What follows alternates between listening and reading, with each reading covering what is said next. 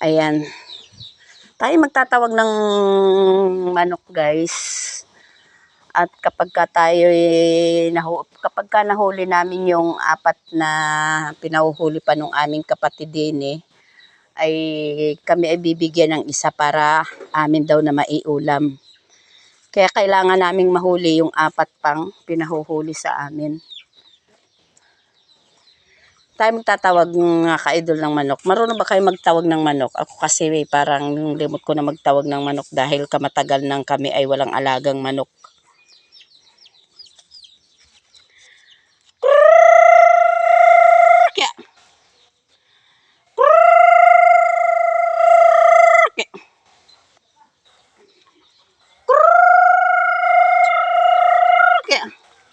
Ayan, dito namin siya papapasukin sa loob nito.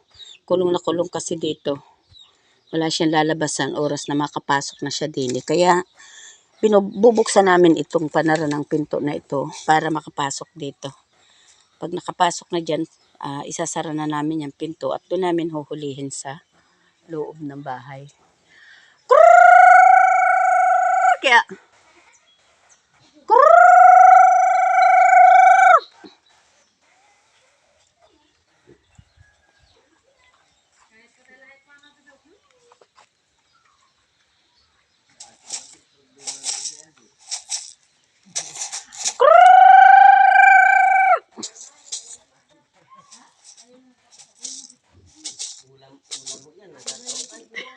hindi nga mahuli utoy.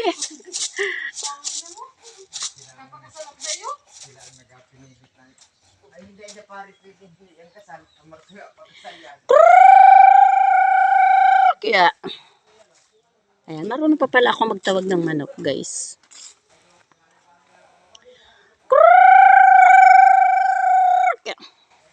Ayan, masukal na naman dito sa bahay nitong aking kapatid. Kapag siguro ito ay medyo sabi lang lumago-lago na naman, pagkagamasan na naman ito sa amin, siguradong pera na naman. Ayan, itong bahay na ito, at saka yan, hindi naman niya talaga as in tinitirhan. Dahil ang tinutulugan ng aming kapatid na yon ay bahay din ng isa sa Formarias. Yung aming pinagtatambayan dyan sa una-unahan na yan. Bahay kasi yun ng isa pa rin sa aking kapatid na isa sa Formarias. Doon natutulog yung may-ari nito. Itong bahay na ito. Hindi siya dito natutulog.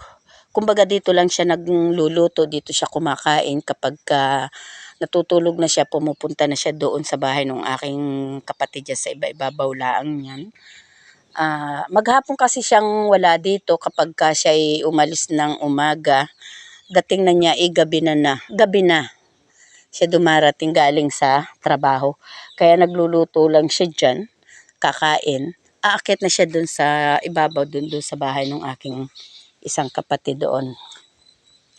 Ayan, ayaw na lumapit ng mga manok. Siguro nadala na dahil nung nakaraang manghuli kami din sana all. Nung nakaraang manghuli kami din ay siguro nadala. Na yan?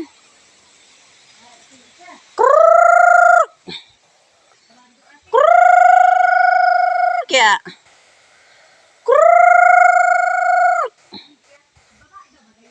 babae. Na lalaki? Hindi yan. Babae yun ay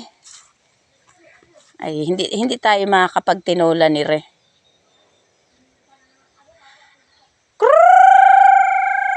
Kaya ayan, hahaba lang ang ating video hindi naman tayo makakapanghuli.